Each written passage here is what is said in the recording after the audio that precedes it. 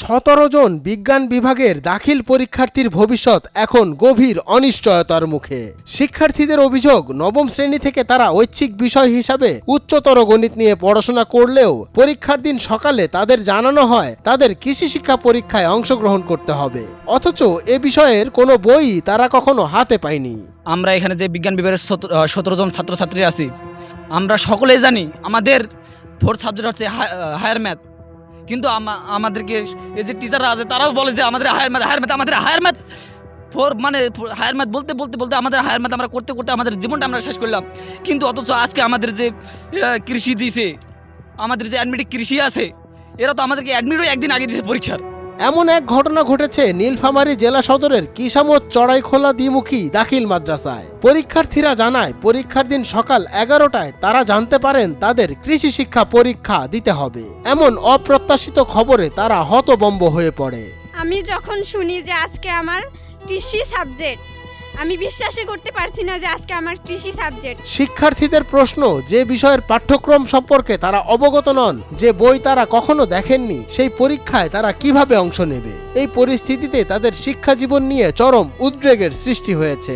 আমাদের কিন্তু কৃষি নাই, ঠিক আছে, আর আমার যখন ফর্ম ফিল আপ করি তখন কিন্তু আমাদের উচ্চতর গণিত হয়, ঠিক আছে, কিন্তু আজকে হঠাৎ করে আমাদের কেন থেকে ফোন দিয়ে বলে যে আজকে আমাদের কৃষি পরীক্ষা আছে।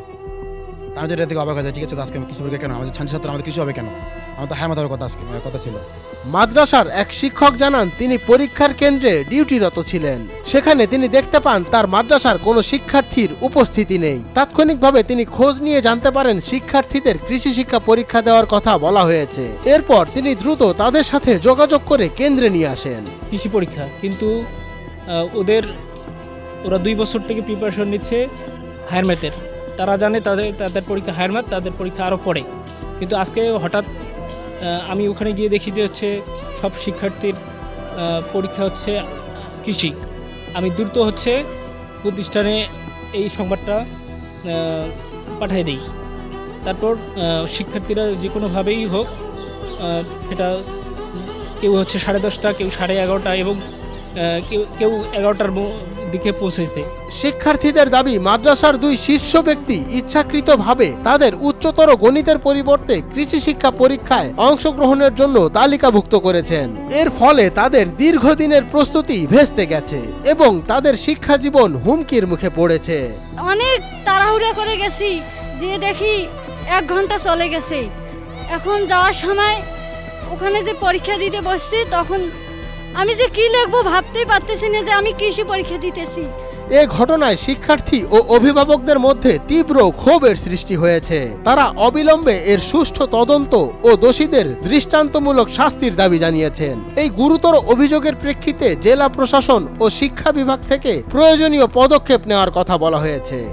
এডিসি শিক্ষাকে দিয়ে টোটাল তথ্যটা নিচ্ছি এবং কারা কারা জড়িত কি হয়েছে একটু খোঁজ নিচ্ছি।